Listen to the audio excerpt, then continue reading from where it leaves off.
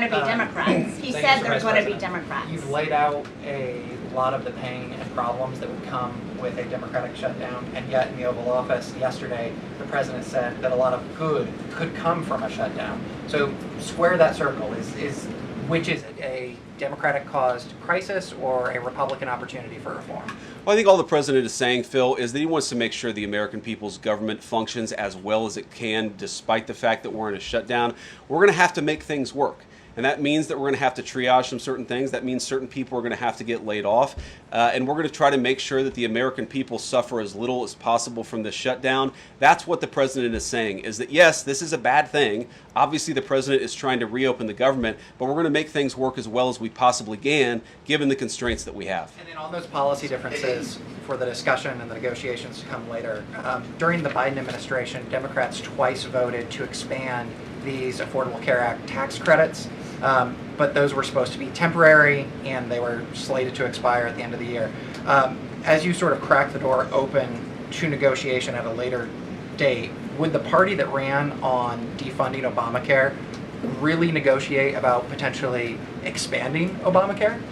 Well, Phil, what we've said to the Democrats is that we're willing to have a conversation about how to ensure that Americans continue to have access to health care, and frankly, they should have access to better health care at a lower cost. We inherited a mess of a health care system from the Biden administration. It's why the president has worked so hard on the most favored nation status for prescription drugs. It's why we care so much about lowering the cost of prescriptions and why we're doing everything else. We're willing to have that conversation, but I think it's important to bracket the health care policy conversation because it's separate from the government shutdown.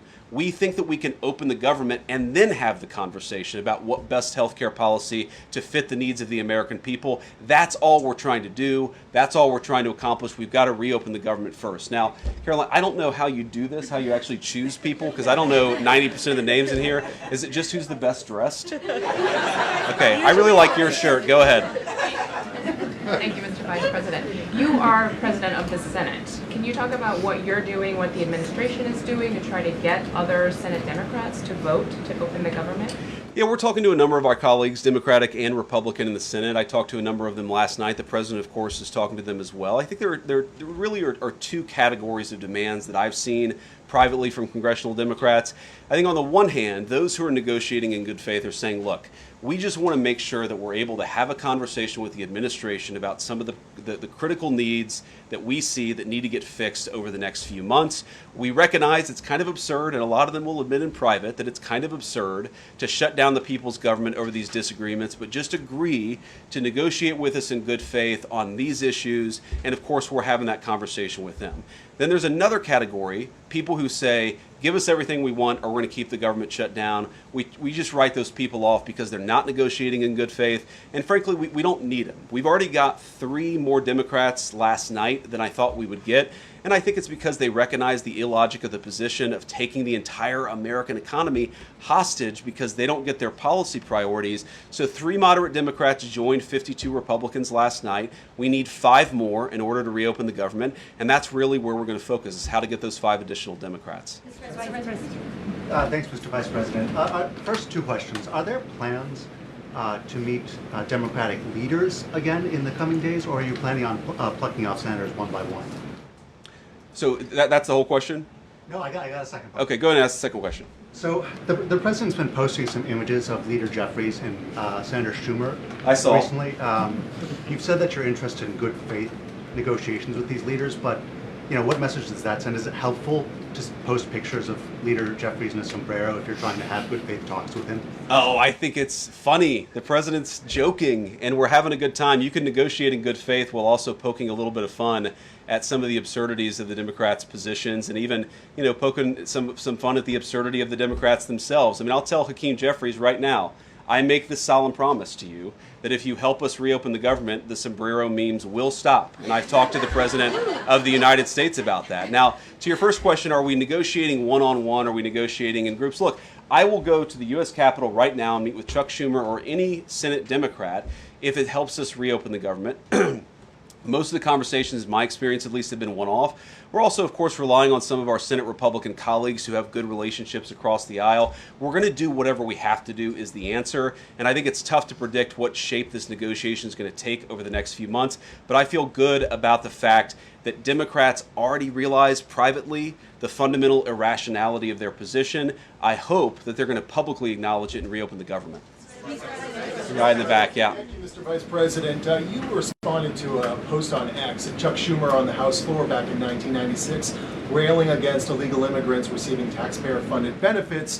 You said Chuck Schumer once recognized that it was disastrous to give illegal aliens rewards for breaking the law. Now he wants to shut down the government unless we reward illegal aliens for breaking the law. Why has Chuck Schumer changed his stance? You know, that's a good question. Actually, it's a very tough question. Asking me to get in the head of Chuck Schumer is not a place I particularly want to be, but my basic read on it is that the entire Democratic Party, the political leadership, not every Democrat nationwide, but the political leadership of their party has got it into their heads that the only way to be compassionate is to be compassionate to illegal aliens rather than American citizens. If you go back to what Bill Clinton was saying, even Barack Obama in some cases, what he was saying about illegal immigration 10, 15, 20 years ago, you would put them on the MAGA right based purely on their rhetoric around illegal immigration. So I don't know why they've gone so far to the left. I think it's bad for the country. I think it's bad for them politically. But our principle, all I can do is speak for the president that I serve and the country, the administration that I serve right now.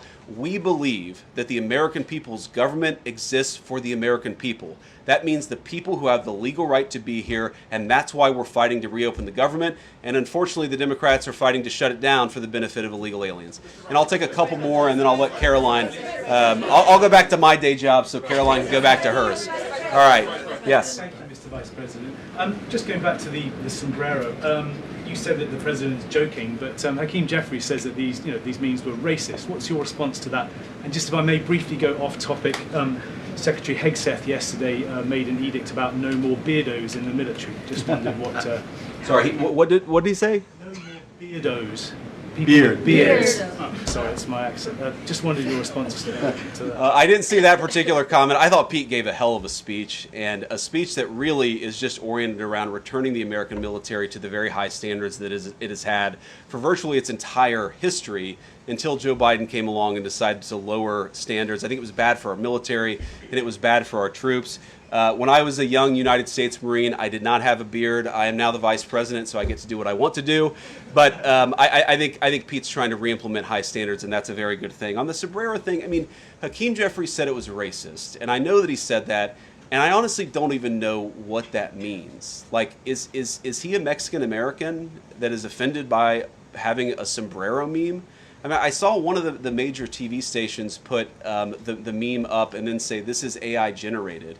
And he had like the curly animated mustache too. It's like, do you really not realize the American people recognize that he did not actually come to the White House wearing a sombrero and a black curly animation mustache? Like, give the country a little bit of credit. We're all trying to do a very important job for the American people. The President of the United States likes to have a little bit of fun when he's doing it, and I think that's okay. I'll take one more question. Mr. Vice President, in every previous shutdown, workers have been furloughed, not laid off. So why does the president want to fire some workers and not just furlough them? Why is this shutdown any different? Well, first of all, we haven't made any final decisions about what we're going to do with certain workers. What we're saying is that we might have to take extraordinary steps, especially the longer this goes on.